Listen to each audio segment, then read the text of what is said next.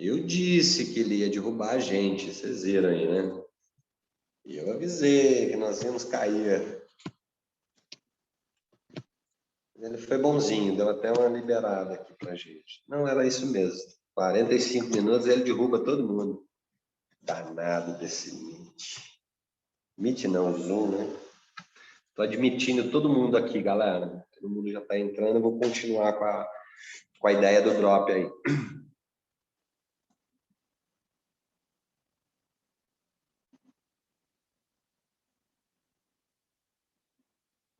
Edmilson, e aí? Bombando, hein, velho? Você tá bombando, hein, cara? Você mandou ver, hein, na cidade do ET, hein? Top demais.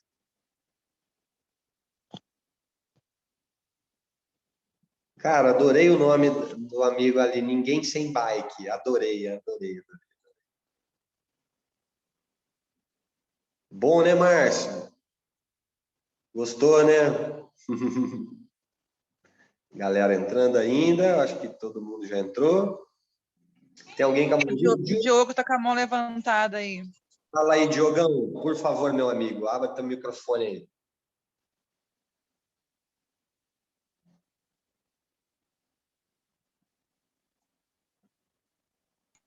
Acho que ele arrependeu.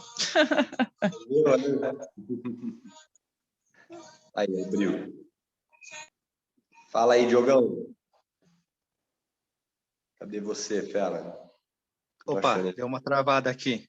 Aí, agora foi, cara. Tá me ouvindo agora? Tô sim.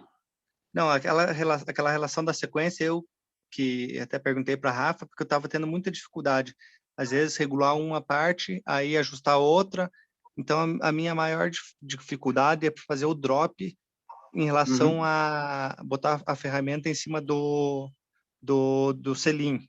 Mas eu vou usar a mesma base que uso para medir o ângulo, depois que eu tiver com o ângulo regulado, usar aquela mesma base para botar a ferramenta e fazer a medida do guidão e fazer a medida do drop, então. Perfeito, isso mesmo. Às vezes tem uma galera aí, às vezes, pensava-se da seguinte forma, cara, quando eu vou naquela sequência toda lá, o que acontece? Eu fui lá, ajustei a altura do selim e tal, inclinação, a hora que eu fui fazer selim guidão, apareceu para mim lá, sei lá, 62 centímetros. E aí eu medi, deu 63. Então é só eu voltar o selim 1 centímetro para frente que bate a medida. Não, jamais. Já mudou toda a referência. Porque eu mudo lá atrás. A parte principal é a mecânica de produzir força, que é a altura do selim, avanço do selim e inclinação dele. Uma vez ajustado selim, canote, inclinação, avanço e taquinho, eu não mexo mais. Se tiver alguma medida fora daí para frente, eu tenho que mexer mesa, guidão, e daí para lá. Beleza? Beleza. Onde que eu estava mesmo? Nós estávamos falando do drop, né? Quando o drop é muito negativo, mas a mesma coisa vai acontecer com positivo, tá, gente? Tá? Você tem que interpretar o seguinte, nós temos referências. O que são referências? Exemplo, o drop do guidão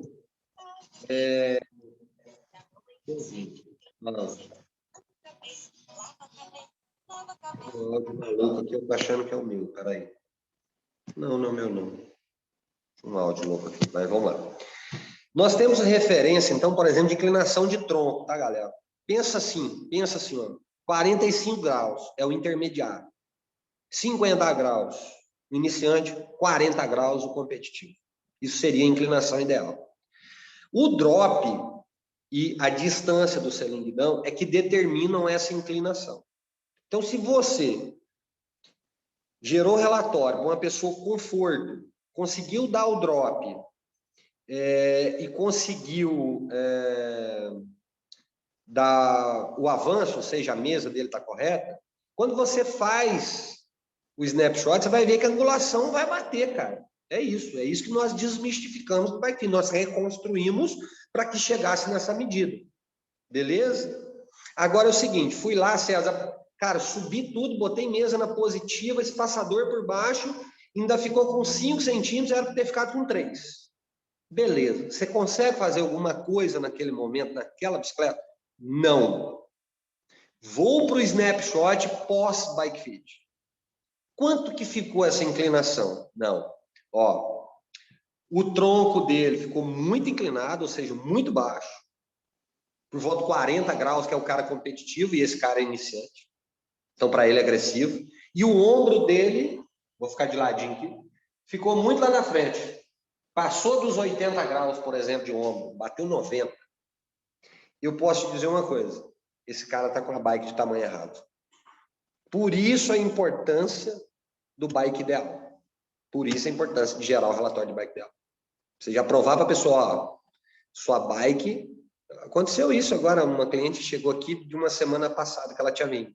Ah, comprei essa bike road legal, pá, que tamanho que é a sua bike? Pergunto, né? Finge que eu nem vou medir. Ah, é 52. Eu olhei a bike, cara, canote colado, né? Selim colado no top tube. Falei, como assim? Fui medir a bike dela, uma bike 56. Fiz o bike fit para ela hoje. Ela, cara, é uma bikezinha muito barata, eu quero só para ver se eu vou gostar, depois eu vou comprar uma top. Falei, beleza. O que acontece? O tronco fica muito inclinado, porque fica muito baixo para ela. Mesa, ela colocou uma mesa praticamente zero de distância, de milímetros, ela é 20 milímetros, se não me engano, 15 milímetros. Mesmo assim, é uma bike grande. Por que que foge? Aí as angulações de ombro não ficou legal, a angulação de tronco não ficou. Por quê?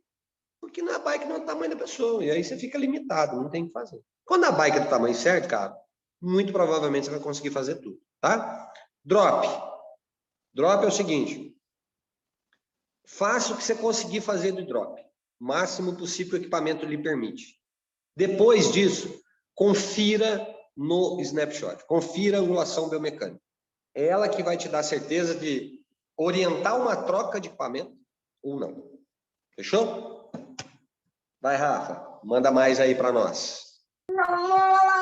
Só que tem uma assessora aqui do lado falando junto. Quem é essa assessora? Todo mundo conhece a Mila, né? O pessoal acha que conhece a Mila mais do que eu. Essa é a assessora particular aqui, ó. Aí ela aí, ó. Manda aí, Rafa, então, tá. Aí. Quando precisamos trocar o canote para um canote com recuo, como medimos o canote para orientar o cliente na compra certa? Medir o canote. Quando fala medir o canote, o que eu estou pensando aqui? Seria o diâmetro do canote? Alguém fez essa pergunta? Está aqui na live? Está aqui no chat aqui ou não? Quem fez foi o João. Não sei se ele está aqui. João? Não tem João aqui. Não, João Enfim, não está. na verdade o próprio canote, às vezes, já tem a medida, né, de diâmetro. E o recuo, cara, vai depender muito dos modelos, tá? Vai depender muito dos modelos. Eu sempre oriento as pessoas a levarem, né, o equipamento que ela tem. Você precisa fazer uma troca de canote, por isso, enfim, tal. Leva no teu mecânico de confiança, na tua loja, enfim. Vocês aí que são lojistas, que tem loja junto, é muito simples, é muito fácil, né? Facilita essa operação. Mas, na verdade, não tem, né, não teria como nem responder, enfim. Ô, Diogo, você levantou a mão de novo aí ou não? Eu acho que ele fez uma pergunta no chat aqui, deixa eu ver. Não foi não. Próximo? Próximo, Rafa, pode mandar. Quem está perguntando se a aula vai ficar gravada, vai ficar gravada, viu? O que fazer quando mesmo após realizar o fit, tudo ficar ok, bike, biomecânica perfeita, tudo certinho, o ciclista ainda sentir incômodos nas mãos, como pressão e formigamento? Manda ele jogar futebol, velho. Ele não nasceu para andar de bike. Obrigada. Não pode falar isso. Não pode falar isso. Não pode. Olha só, pessoal. Todo o trabalho nosso de pesquisa, dentro de todas as estruturas que já foram formatadas até hoje, e o que vem pela frente, nós usamos medidas estatísticas, tá? Então, é assim, nós só lançamos alguma coisa nova quando a gente consegue provar estatisticamente que ela vai funcionar para a grande maioria da população. E quando eu digo grande maioria da população, eu estou falando de um P de 0,05. de mínimo que a gente é aceitável. Várias medidas aí da 001, tá? Que é maior do que vacina, para vocês terem ideia. Então, é assim, para 95% da população, ou dos ciclistas que vocês forem fazer, as coisas vão funcionar na normalidade. 5% pode ser que tenham alguma volta, retorno, reclamação, incômodo, desconforto. Porque nós estamos falando de ser humano. Por mais que a gente tente padronizar tudo, tudo é muito específico. Igual, por exemplo, vou dar um exemplo para vocês, posição de STI na road. Cara, galera, não, cara, eu pedalo faz 20 anos com o STI aberto aqui. E aí, você vai falar para ele, você está errado. Não, cara, você gosta assim? Sim, é confortável? É, massa, top. Isso está acontecendo. Isso faz você abrir escápula, faz você ficar com, né? Enfim, você pode explicar para ele o que está acontecendo. Mas se o cara gosta, meu, felicidade, vai ser feliz. A mesma coisa quando as coisas não batem. Nós estamos falando de seres humanos, cara. Por mais que a gente tenha estatística, faça estudo pra caramba. Meu, nós temos mais de 50 mil dados de ciclistas hoje dentro do sistema. A gente estuda isso todos os dias. Inteligência artificial trabalhando para mudar a fórmula todo dia. Angulação mesmo ontem, eu fiquei quase que 9 horas. Quase que 9 horas para fazer reformulamos os quadros de orientação de graus, de inclinação de cada articulação. Então, assim, pode ser que ele volte? Pode ser que ele volte. Incômodo no pé, dormência nos pés. Reajusta o taquinho, manipula o taquinho um pouquinho para trás, depois um pouquinho para frente, enfim, você vai achar o ponto. Porque essa pessoa foge do padrão. Dormência nas mãos, geralmente, é por conta da inclinação do tronco, né? A pessoa nunca pedalou com o tronco inclinado, sempre o guidão, chamado guidão seca-sovaco. Então, ela tinha problema na lombar. Agora, ela passa a ter problema na mão. Por quê? Ela não tem nem musculatura suficiente na mão para suportar um pouquinho do tronco, do peso do tronco dela. O que você pode fazer? Poxa, a pessoa pedalava, César, com um guidão muito alto. O relatório me deu para fazer um drop de 2 negativos. O que eu faço? Cara, deixa 5 positivo. Deixa 5 positivo. E vai falar para ela, ó, você vai pedalar assim. Não tá certo, não. Você pedalava com 70 graus de inclinação do tronco. Agora você dá para 60. 60 ainda está errado. Mas daqui um mês você volta. Nós vamos baixar mais um pouco. Daqui um mês você volta, nós vamos baixar mais um pouco. Até você chegar naqueles 2, 3 negativos. Você imagina, pega uma pessoa com 10 centímetros acima do guidão, né, o guidão acima do selim, e já jogar ela 2 negativos abaixo. Você mudou todo o plano, toda a biomecânica dela é adaptação corporal. Ela vai sentir. Tá? Então você pode fazendo isso de forma gradativa, em doses homeopáticas, para ficar mais bonito. Beleza? Fala, Rafa, manda mais aí. Vou ler, ele escreveu assim, não fui eu, porque hoje em dia a gente não pode falar um monte de coisa, né? A dúvida é, tenho muita dificuldade para localizar o trocante nos mais gordinhos. Existe algum método mais fácil de encontrar essa região? Tá, não pode falar mais gordinho, que isso pode dar problema. Então, não são os mais gordinhos, são os mais fofinhos, tá? Então, como a gente vai descobrir, então, a posição do quadril, né? Ele está querendo se referenciar ao quadril. Muito bem. Quando você coloca a pessoa em cima da bike, começa a colocar os pontinhos lá, articulares, enfim, para determinar esse eixo, né, do quadril e do ombro, são os dois mais difíceis, porque a gente não tem estrutura óssea única. A gente está falando... tem mais uma pergunta em relação a isso, então já engloba tudo de uma vez. Pode falar. Não, isso, para saber como é que localiza a do ombro e do quadril. Então já está tudo dentro. Fechou. Então essas duas são as que dão mais trabalho. A do quadril é mais simples. O que você vai fazer? Pede para o ciclista pedalar nesse momento que você está fazendo a marcação do ponto. Quando você toca lateralmente ao quadril, você começa a identificar o eixo do fêmur trabalhando dentro do quadril, dentro da fossa acetabular. É nítido. Você vai colocar a mão num ponto, eixo da articulação do fêmur, que ela não mexe. O osso está assim, ó, para baixo, para cima no pedal. Quando você toca, coloca a mão inteira no fêmur dele, ali na coxa, você vai identificar esse ponto. No ombro, nós temos um problema muito sério. É uma das medidas que mais a gente tem problema. Porque nós temos... o ombro é uma cápsula articular das mais complexas que a gente tem no corpo humano. Me corrijam aí os fisioterapeutas se não for a mais complexa, tá? O que acontece? Eu tenho muitas estruturas articulares no ombro. Quando eu vou fazer o ponto articular no snapshot, eu preciso saber aonde que eu coleto, por exemplo, distância entre os ombros, entre esses dois pontos. E aqui a gente está falando de cavidade subacromial. Como que eu faço cavidade subacromial? A gente já gravou várias vezes, já falamos várias vezes sobre isso, vou repetir de novo. Por favor, todo mundo coloca a mão agora aí. Pega a sua mão direita, coloca na frente do seu ombro esquerdo. Por favor, façam isso. É tocar, a gente precisa se tocar, velho. Quando eu coloco a mão na frente do ombro, lá em cima do ombro, na frente do ombro, coloquei a mão na frente do ombro, levanta esse braço. Conseguem identificar essa cavidade?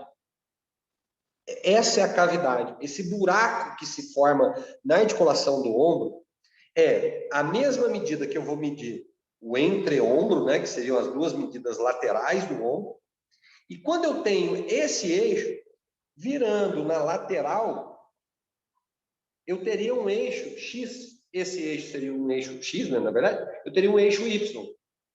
Lateralmente, aqui, passa a articulação do meu ombro.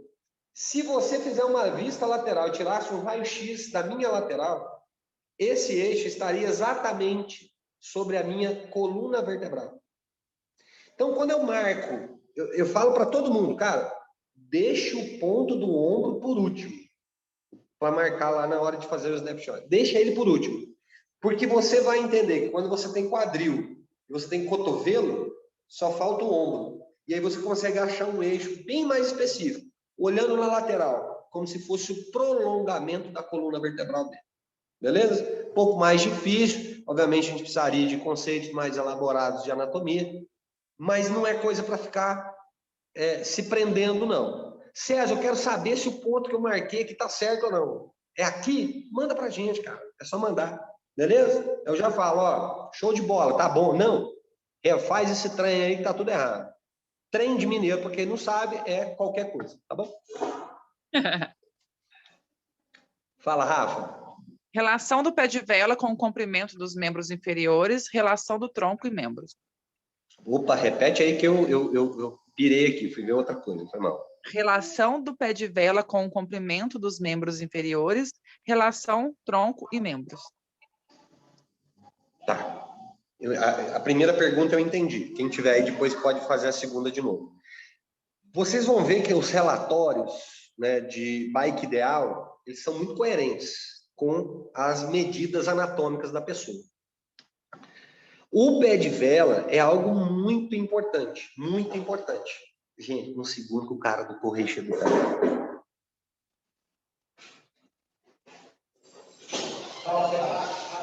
Isso mesmo.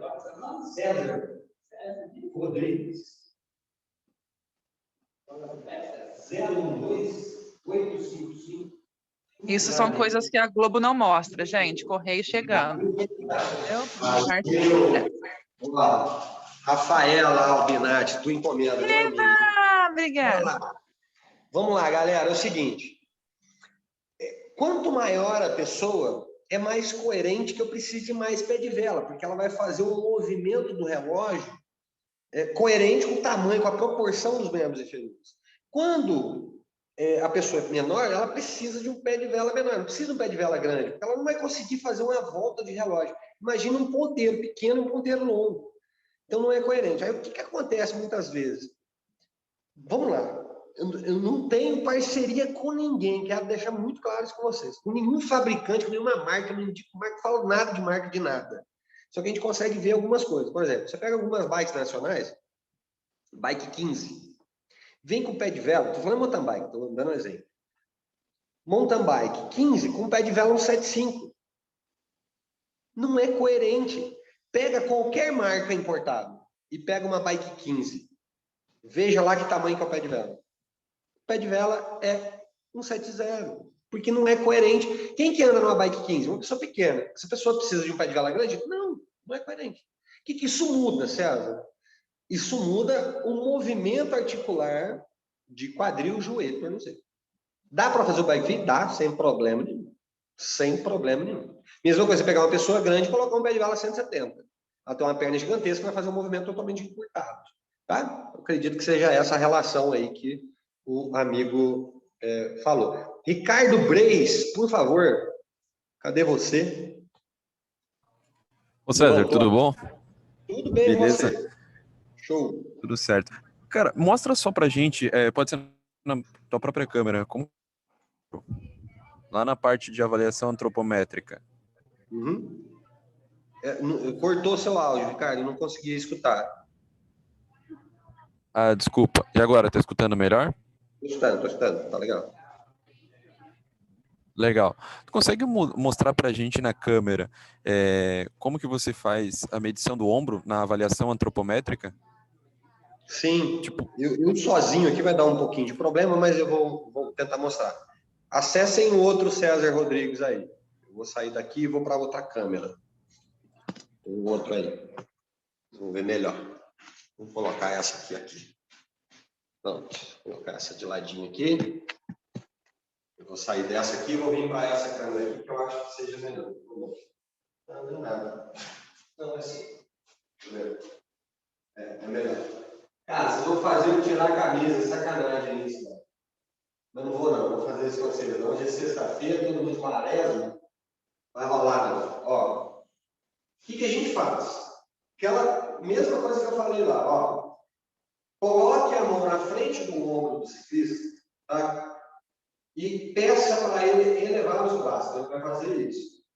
Vai levantar os braços. Deixa eu dar a cara na câmera aqui. Pronto. Quando ele estiver na sua frente, você vai tocar aqui nessa parte superior do ombro, você vai achar uma cavidade. Constrói-se uma cavidade, porque aqui eu tenho a fase descendente do útero. Então, passa a ter um buraco em cima do ombro. Quando você identificou, fique com os dedos apoiados nesse ponto e peça para o ciclista abaixar o braço. Você tem esses dois pontos. O mais difícil é identificar esses dois pontos.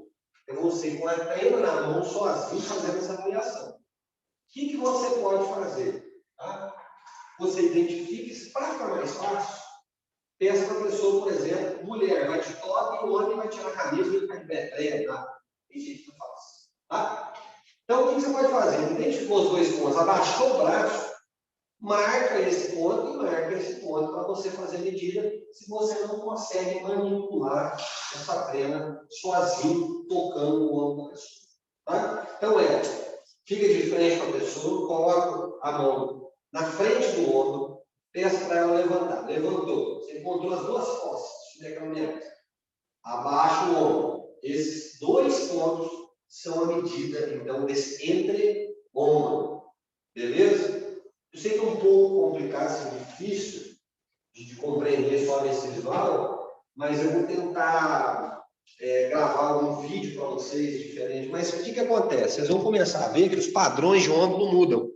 Eu voltei aqui para minha outra câmera, tá? Vocês vão ver aqui que os padrões não mudam. Mulher vai ter um ombro em torno, no mínimo é que vocês vão encontrar 34, 35, até uns 38, 39. Mulher com ombro muito largo. Tá? Homem vai variar de 36, 37 até uns 42, 43, 44. A última turma que veio fazer o fit aqui tinha, eu não lembro quem era, mas tinha um ombro gigantesco, 44, por exemplo. Tá? Muito largo, ombro muito largo.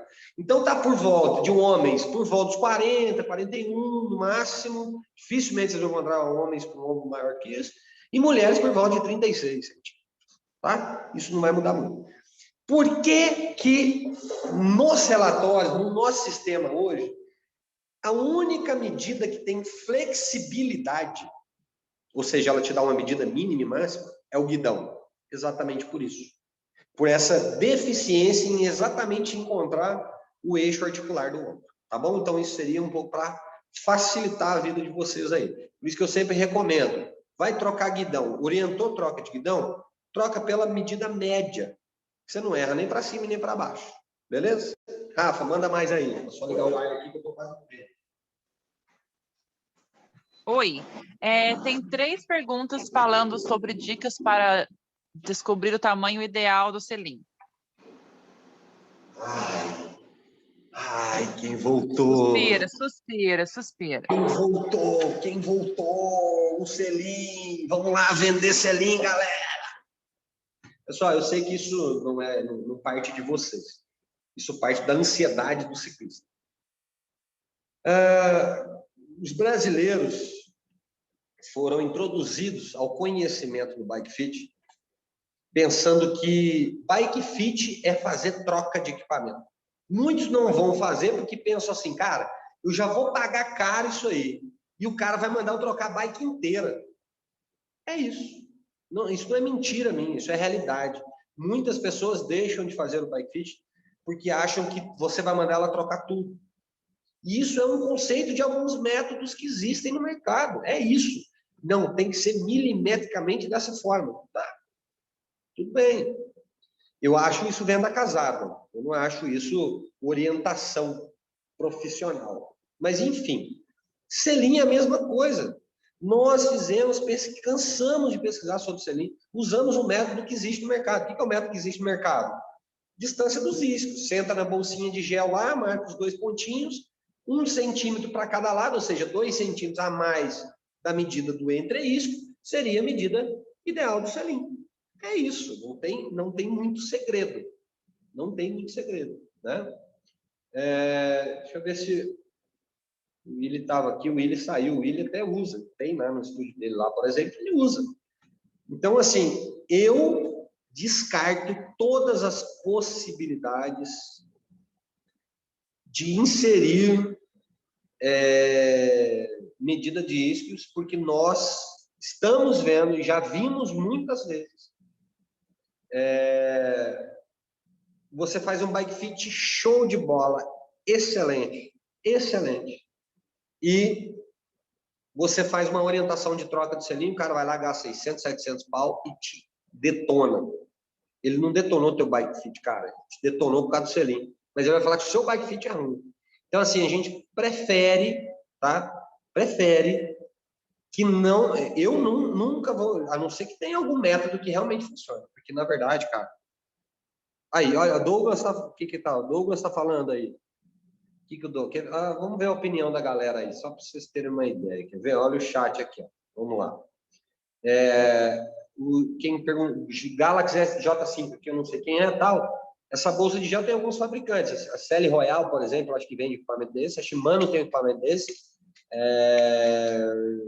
Eu não sei quem outras que tem. Que eu saiba, são essas duas, tá?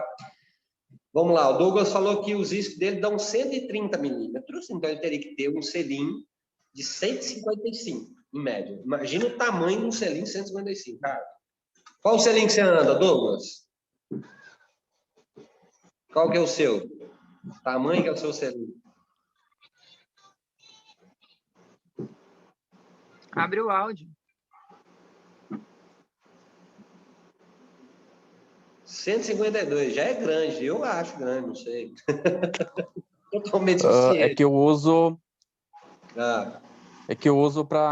principalmente para longas distâncias. Então, eu tenho alguns modelos bem antigos. Eu tenho alguns modelos bem antigos que ele tem uma base maior atrás, mas a parte central e a ponta eles são mais finos. Então, na real, eu não fico numa mesma posição. Porque você fica horas eu uso aquela posição para descansar. Vida, né? Os Audax. Eu uso aquela posição aquela maior para descansar. As outras pequenas eu vou transitando. Aí o banco que seria do tamanho dos meus isquios acaba me machucando.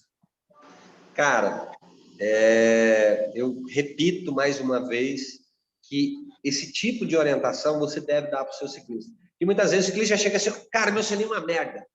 O selim, nossa, me dói pra caramba. Você já fez bike fit? Não. Então faça primeiro, depois você reclama do teu selim. Porque as pessoas pedalam com a maioria do peso corporal em cima do selim. Qualquer selim do mundo, se ele não estiver na posição correta, o selim vai ser ruim para ele, cara. Então a primeira orientação é, vamos fazer o seguinte, vamos fazer um teste? Nós vamos fazer o bike fit. E você pedala com o seu selim que você tá aí. Pedala uma semana, 2 semanas no máximo, e me dá um feedback. Vê se o selim seu ficou melhor. Vê se você está se sentindo melhor. Primeira coisa que a gente sabe, selim vazado é melhor do que o selim reto. Tá bom? Ponto final. Só isso. Rafa, temos mais 10 minutos aqui. Por qual motivo que geralmente o tamanho do pé de vela da road é sempre menor do que o da mountain bike para o mesmo ciclista? Porque isso é um efeito da geometria do quadro da mountain bike para a road. Qual é a ideia? Quanto maior a alavanca, isso é física pura, quanto maior a alavanca, mais potência final eu gero no movimento de torque. Quanto menor, menos potência. Porém, quanto menor, mais voltas eu dou. Por que o pé de vela da road, em média, 172,5 e pé de vela da mountain bike 175, em média, tá? Falando valores medianos. Porque na road eu tenho um movimento de cadência muito mais constante, então por isso que o ponteiro é um pouquinho menor, a gente está falando 2,5 mm, mas é menor. Então eu trabalho mais a cadência, enquanto na mountain bike é um 7,5, porque eu preciso de picos de potência. Eu vou vencer uma barreira, enfim, eu tenho mais área de equilíbrio por conta de questões técnicas e tal, tá? Então, se a gente fosse pensar em tamanho de pé de vela, por que ele diferencia da road para a mountain bike? Isso seriam estudos fisiológicos para cada ciclista. Mas na orientação do Bike Fit está relacionado ao tamanho dos membros. Então, nós teríamos menor pé de vela para mountain bike, nós padronizamos 170, 175, 180 milímetros. Na road, 170, 172,5 e 175 para os maiores. Tá? Seria a ideia central aí de tamanho de pé de vela. Mas isso aí... Ah, mas o Froome pedala com pé de vela 170 e ele tem 1,90 m. Cara, Froome é o Froome. Froome, se você quiser pedalar de costas e pelado, ele pode pedalar pelado de costas. Então, nós estamos falando de alto rendimento, enfim, tá? Mas são estudos fisiológicos que se fazem para ver qual é a eficiência mecânica melhor, se a alavanca deve ser maior ou deve ser menor. Aí entra, por exemplo, mas e coroa oval? Não, meu, nós vamos ter que comprar um Zoom pro resto da vida, que vai ter papo aqui para muitos anos, né? Tem muita discussão em cima disso aí. Rafa. Para finalizar aqui da Rê, ela está falando de quando chega algum ciclista com diagnóstico tipo condromalastia patelar, pés com abertura e outros, como devemos nos ajustar aos desajustes? Não sei se seria essa a melhor forma de referir a estrutura dele. Condromalácia patelar. Cara, vocês vão ver muito... Isso. A Renata é físio, né? A Renata tá aqui. Cadê a Renata? Ela tá escondida aqui atrás aqui de mim. Meu celular tá te tampando, Rê. Deixa eu olhar para sua carinha aqui. O Rê, lembra da hora que eu falei aí? Eu não sou físio. O que é? Eu não sou físio, não.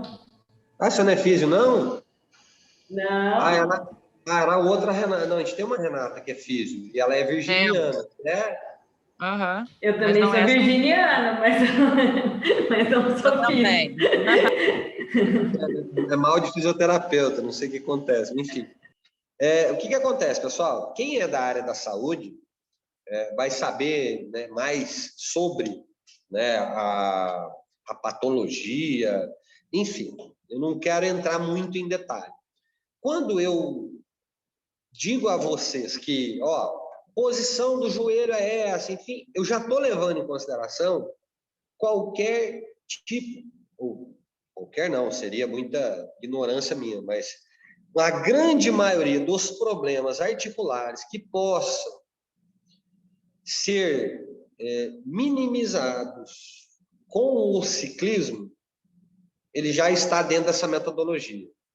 Se eu falasse para vocês assim, galera, esse cara que não tem nada, atleta tal, o joelho dele pode ficar avançado 1 polegada, 2,54 centímetros. Qual diagnóstico vocês teriam que ter? Vocês teriam que ser da área, totalmente da área. Então, a gente não pode entrar muito nesse tipo de detalhe. Quais são as preocupações, tá? Se você tiver contato do fisioterapeuta da pessoa, do médico, enfim, tem alguma angulação, por exemplo, que não possa fazer? Você pode encontrar nego com patologia que não pode ter mais de 80 graus de angulação mínima. Tem que ser no mínimo 80 graus. Você vai ter que mexer na altura do selim dele, enfim, trocar pé de vela. Tá? Então, o método está respaldando a grande maioria das lesões que possam vir a ocorrer com o ciclismo. Agora, coloque isso na sua cabeça. Tem contraindicação o ciclismo? Tem não, Rê? Manda todo mundo pedalar. Pedalar é vida. O resto é que mata. Fala, Rafa. Eu tenho 4 minutos e 44.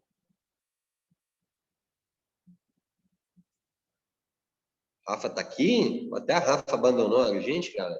Eu tô falando com o mudo ativado. Ai, alô. O Miquel está falando sobre as dúvidas com o posicionamento dos pontos de avaliação biomecânica. Dá para falar? Dá tempo? Eu sei que é bem específico, acredito que não dê nem tempo. A gente tem um manual, Rafa, acho que já compartilhou com todo mundo, enfim, quem é do online também tem lá. Pessoal, esqueçam estruturas ósseas, centro da articulação. Põe isso na cabeça. Joelho, centro da articulação do joelho. Vê o movimento do joelho, você vai ver onde que é o centro. O centro é centro. Para a gente definir tudo exatamente onde seriam os pontos articulares, raio-x. Raio-x. Fora isso, não dá para fazer. Tá? Centro da articulação. A partir do momento que você for se acostumando com as angulações, você vai ver que, ao colocar os pontos, até mesmo sem marcar lá no ciclista, vocês vão conseguir colocar ele na posição adequada, na posição correta. Tá? E, Rafa, depois compartilhe, por favor, com ele o manual de pontos articulares. Já compartilhei com todo mundo. Caso tenha alguma dúvida, se quiser fazer um vídeo e mandar para a gente, ver as fotos, se os ângulos estão nas posições corretas, beleza. A gente faz essa verificação, tá? Ok. Pode ter a última aqui? Pode. Sobre a posição que deve ficar o STI da bicicleta que tem guidão com o ângulo para fora. Essa eu até respondi, né, para o nosso amigo lá naquele dia. Enfim, quando eu disse das questões particulares do ciclista, o STI é uma das coisas que mais entra, tá? Algumas bikes novas aí, road, estão vindo com guidão, né, na parte onde você fica na posição de velocidade e bem aberto. Muitas bikes dessas estão vindo, desse tipo de guidão, tá vindo nas gravels, né, a bike gravel, enfim. Para que você tenha uma pegada um pouco mais aberta, um pouco mais de dinâmica, conseguir sprintar um pouco mais, enfim. Isso é uma questão muito particular. A orientação é sempre plano em relação à frente da bicicleta e sempre plano em relação à altura, ou seja, à inclinação do guidão. Fora isso, poxa, o guidão do cara é assim, vamos deixar a manete assim, coloca o cara em cima da bike, vê o que está acontecendo com ele, coloca a manete reta, coloca a manete para fora. E aí, amigo, assim, olha a diferença que você ficou num posicionamento e no outro. Tira uma foto depois. Porque não tem manual. Isso não tem receita de bolo, tá? Cada um é cada um. E aí esse processo de adaptação, ele vai acontecer de acordo com o equipamento e principalmente de acordo com o ciclista. Beleza? Pessoal, eu sei que, poxa, 1h30 era para ser 45, é pouco. Tem muita coisa rolando, muita coisa acontecendo. Primeiramente, queria agradecer a confiança de cada um de vocês aí e parabenizá-los pelo trabalho que vocês vêm fazendo. Eu, muitas vezes, por ficar nos estudos aqui, fico muito ausente de vocês, mas sabem que eu estou aqui trabalhando para vocês, com vocês, tá bom?